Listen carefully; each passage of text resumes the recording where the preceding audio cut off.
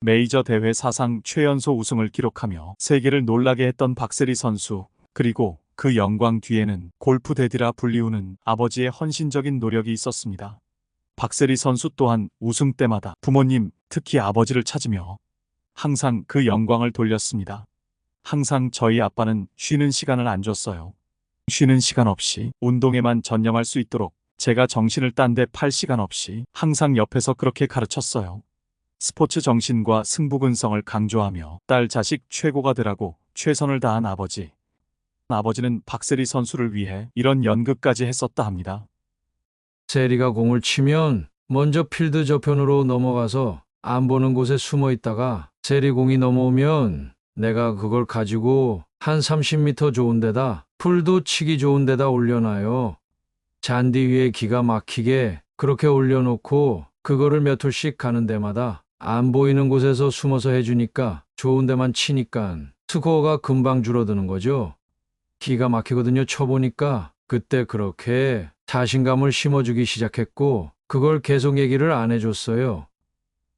그리고 26년 후 전설이 된 골프 영웅 박세리가 자신의 아버지를 사문서 위조 혐의로 경찰에 고소한 사실이 뒤늦게 알려지며 큰 충격을 주고 있습니다. 박세리의 아버지가 국제 골프학교를 설립하는 업체 참여 제안을 받고 박세리 희망재단의 법인 도장을 몰래 제작해 사용했다는 겁니다. 그리고 방송과 언론에서는 다양한 추측성 기사들이 쏟아졌죠. 결국 박세리는 자신의 아버지를 경찰에 고소한 것과 관련해 지난 18일 공식 기자회견을 열어 그동안 감춰왔던 부녀 갈등을 모두 고백했습니다. 가족이 저에게는 가장 큰 존재였으니까요. 아버지의 채무 문제를 왜 미리 막지 못했냐 하는 기자의 질문에 박세리가 한 답변입니다. 가족이기 때문에 최선을 다해왔지만 아버지의 채무 문제는 하나를 해결하면 마치 줄이라도 서 있었던 것처럼 다음 채무 문제가 생기는 것의 반복이었고, 그러면서 문제가 더 커졌고 지금 상황까지 오게 된 것이라며 아버지이기 때문에 지금껏 빚을 대신 갚아줬지만 이제 더는 감당 불가며 가족을 보호하는 게 중요하다고 생각했지만 다 착각이었다고 씁쓸한 표정으로 말했습니다. 그리고 이어진 아버지에 대한 취재진들의 빗발치는 질문에 애써 감정을 억누르던 골프 전설은 결국 그 자리에서 눈시울을 붉혔습니다. 그 어려웠던 IMF 시절 대한민국을 빛내며 우리에게 큰 희망을 심어줬던 골프 전설 박세리 선수가 최고의 스승이자 벗이라 여기던 아버지와 이런 어려움을 겪고 있었다니 참 마음이 아프고 안타까웠습니다. 지금 여러분들의 자녀, 그리고 부모님과 관계는 어떠신가요? 사실 이런 일은 박세리 선수만의 이야기가 아닙니다. 우리 주변에는 지금 이 순간에도 부모님 때문에 힘들어하는 분들이 많습니다. 특히 베이비붐 세대 또는 60년대생들 중에는 아래로는 자식을 책임지고 위로는 노부모를 부양하며 이중고를 겪고 계신 분들도 많으실 겁니다. 그래서 오늘은 자식을 등 돌리게 만드는 부모의 특징과 건강한 부모-자식 관계를 유지하는 방법에 대해 이야기 나눠보려 합니다. 작게나마 여러분의 가정에 도움이 되는 시간이 되었으면 합니다. 가족은 우리에게 힘이 되고 울타리가 되어줘야 하는 존재입니다. 그러나 때때로 가족이 오히려 인생의 방해물이 되는 경우도 있습니다. 특히 부모의 특정 행동들은 자식에게 심각한 부정적 영향을 미쳐 자식을 불행하게 만들고 자식의 인생을 망치며 나아가 자식이 부모를 등지게 만들기도 합니다. 자식을 등 돌리게 만드는 부모 유형. 첫째, 자식에게 지나친 책임을 지우는 경우입니다. 노부모를 부양하고 있는 한중년 부부의 사연입니다. 75세의 홀씨아버지 뒷바라지 어떻게 해야 할까요? 집도 차도 없고 직장도 수입도 없고 월세집에 살면서 월세도 공과 금도 하나부터 열까지 저희 부부가 다 부담하고 있습니다. 심지어 월세 보증금도 저희가 해드렸어요. 한 달에 거진 70만 원 들어가던 거 나라에서 지원금 받을 수 있는 거 알고서 다 신청해줬습니다. 지원금이 나오기 시작하면서 대충 계산해 보니 풍족하진 않아도 사는데 전혀 지장 없는데 자꾸 돈이 부족하답니다.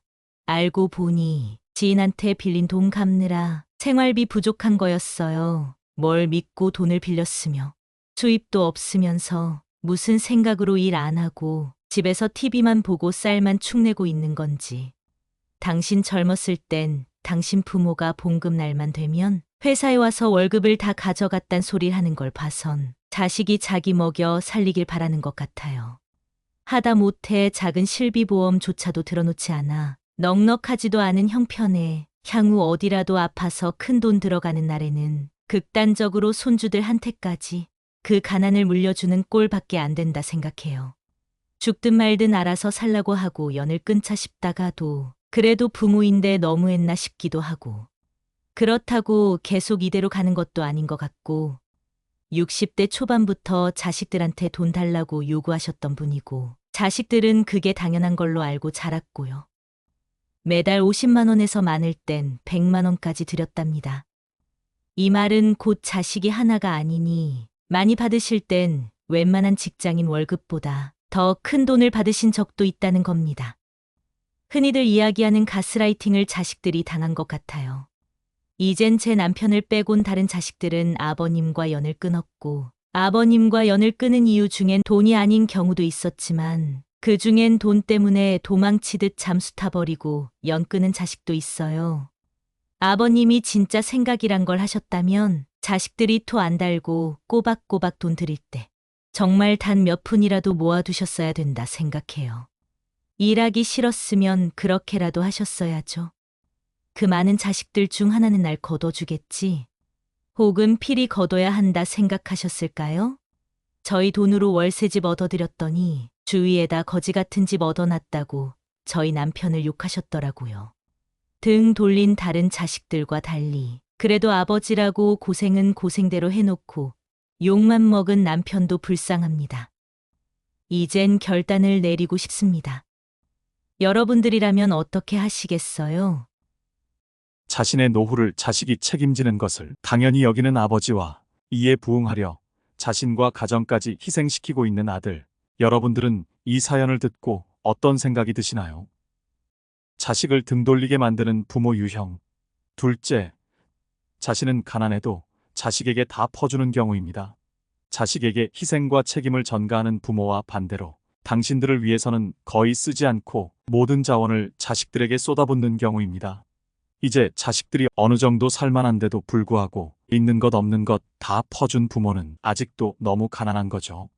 당신들을 위해서 살지 못하는 부모님을 볼 때면 자식은 지금 자기의 삶이 너무 풍요롭고 정말 성공해서 부모님께도 보답을 하고 당신들을 위해 좀 쓰면서 행복하게 살기를 바라지만, 좋은 식당이나 여행을 한번 같이 가자 해도 우린 괜찮다, 너희들이나 잘 먹고 즐겨라 이러면서 거부하시는 거죠.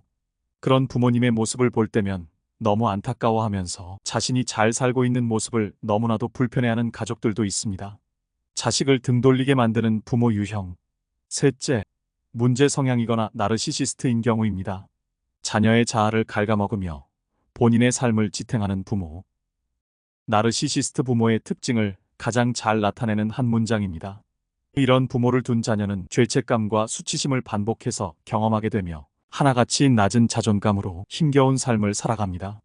특히 부모님의 의견을 중시하는 한국 문화에서는 자식들이 이들로부터 벗어나는 게 너무 힘듭니다.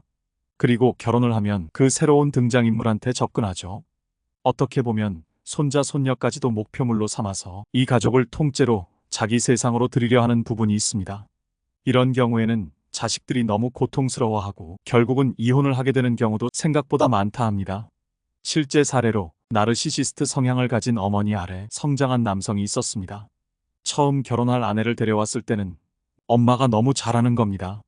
그래서 남자는 성공한 사람에게 가진 열망이 있더니 내가 괜찮은 아내를 데려오니 엄마가 잘하는구나 안심을 했다 합니다. 그리고 결혼 후 신혼여행 중에 며느리가 전화를 겁니다.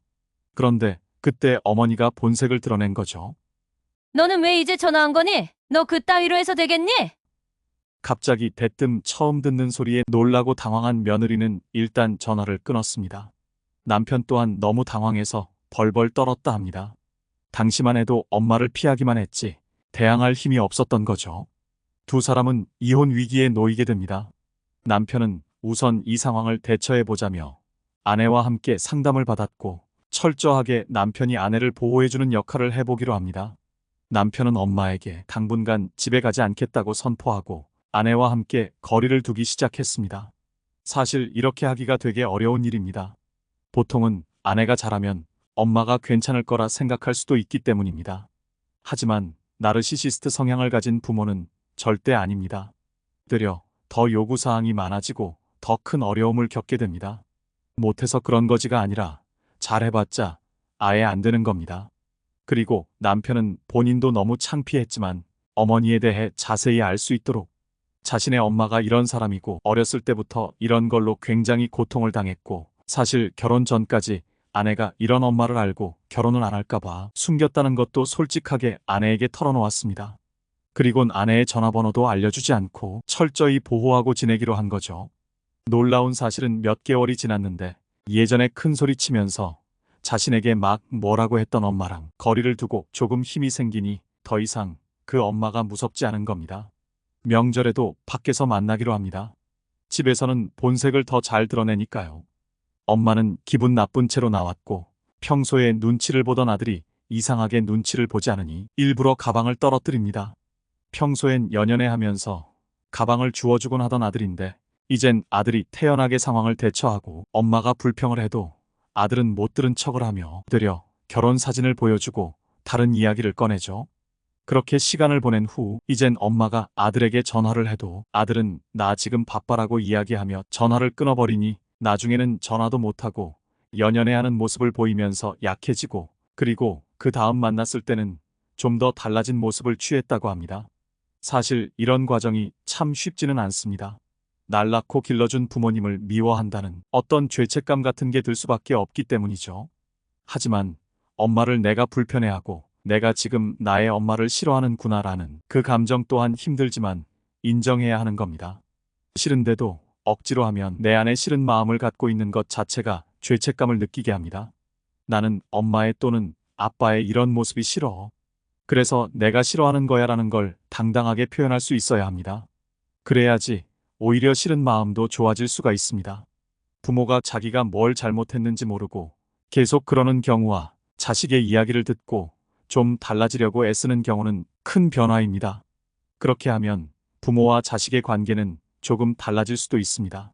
그렇다면 대체 이런 문제와 갈등이 발생하는 근본적인 이유는 뭘까요? 부모가 자식에게 충분한 애착을 주지 못하면 자식은 부모에게 받지 못한 사랑을 그리워하며 결핍으로 평생을 살아갈 수도 있습니다. 또 부모가 자식에게 준 것을 그냥 준 것으로 끝나지 않고 돌려받으려 할 때 자식들은 너무나 큰 어려움을 경험하게 됩니다. 심리학에 의하면 부모는 자녀에게 주고 자녀는 미래의 자신의 자녀에게 줘야 합니다.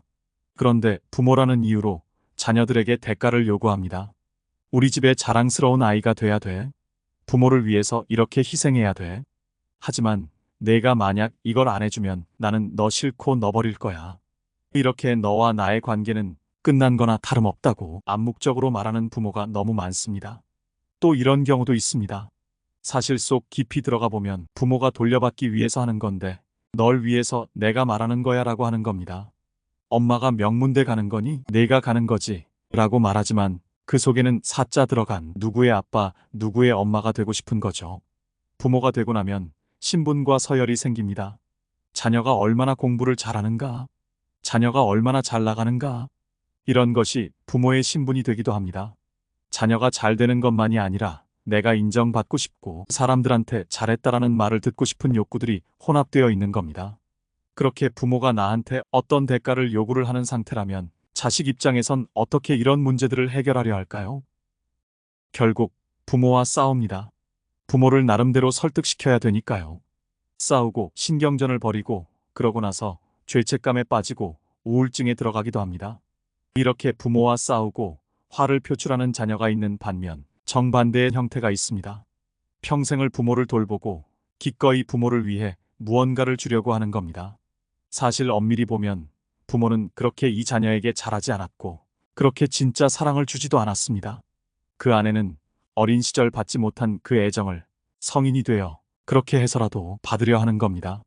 하지만 이 자녀는 가족이 지금의 가족만이 아닙니다. 미래의 새로운 가족이 있습니다. 이 자녀는 부모로부터 떠나야 합니다. 부모로부터 자녀가 떠나려고 할 때 자녀는 사실 그렇게 힘들지 않습니다.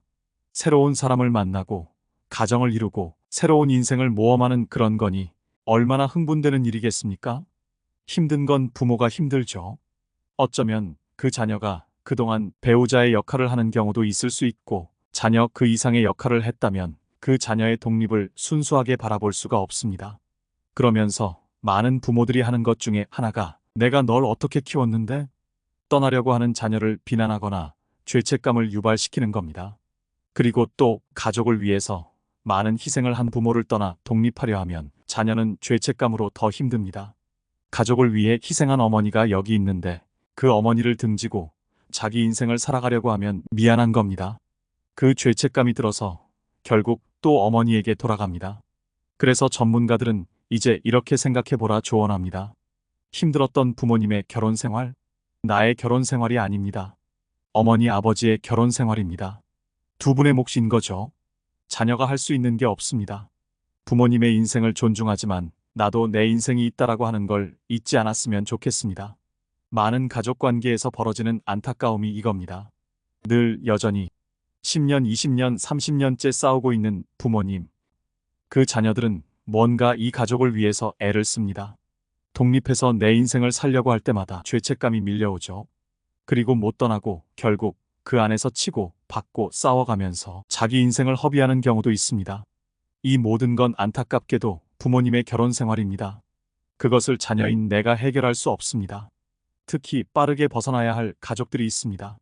첫째, 가족 사이에 대물림의 악순환이 있는 경우가 있습니다. 특히 엄마와 딸의 문제로 고통받았던 사람들이 은근히 많습니다. 엄마는 너무 자식들을 차별했고 공정하지 않았던 거죠.